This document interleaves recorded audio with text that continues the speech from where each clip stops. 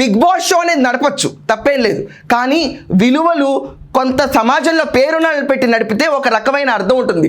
Bloody TRP కోసం కూర్చుని TRP గేమ్లో యువతకి ఏమి ఇస్తున్నాము, అసలు కొన్ని కుటుంబాల్లో ఇళ్ల మధ్యలో కూర్చుని చూసే షోలో ఎంత పెంట తీసుకెళ్ళి పెడుతున్నాము.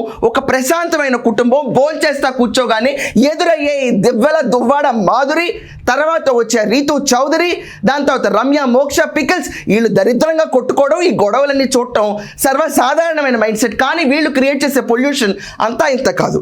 వీళ్ళ పైన నిషేధించాలి, రద్దు చేయాలి అని చెప్పి చాలా గట్టిగా స్లోగన్స్ మొదలవుతున్నాయి. ఇదివరకటి దాకా బిగ్ బాస్ ఒక రకంగా బెటర్గా ఉన్నా, కానీ దిగజారిపోతున్న బిగ్ బాస్ని చూస్తుంటే మాత్రం చాలామందికి చీత్కారానికి లోనవుతున్నారు. మరీ ఎస్పెషల్లీ తెలుగులో ఈ 9th సీజన్ బిగ్ బాస్లో ఈ వైల్డ్ కార్డ్ ఎంట్రీస్ ఏవైతే జరిగినాయో వీళ్ళ అరాచకం వేరే level. Divvela Duvvada Madhuri, whatever she is, I care అడ్డా, ఆవిడని తీసుకెళ్ళి లోపల పెట్టినప్పుడు నీకున్న క్రైటీరియా ఏంటంటే ట్రోల్స్ని ఎదుర్కోవడం నా క్రైటీరియా.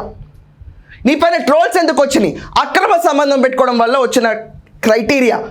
నీవు బిగ్ బాస్ ఎంట్రీలోకి వెళ్తుంటే నువ్వు వేసే పాటలు చూసి రేపు ఇంకొకటి రెచ్చిపోయి నీలాగే 20 ఏళ్ళ అమ్మాయి 60 ఏళ్ళతో కూర్చుని అతనికి పెళ్ళైన పిల్లలున్న మనవరాళ్ళు ఉన్న వదిలేసి నాకేం సంబంధం లేదు, నీకు పెళ్ళికి విడాకులు వస్తే లేకపోతే లేదు, నేను మాత్రం నీ వంశధారలో ఒకదాన్ని అయిపోతానని చెప్పి పాటలు పాడుకుంటా, డ్యూయెట్లు పాడుకుంటా విచ్చలవిడిగా తిరిగితే మీరా రెస్పాన్సిబుల్?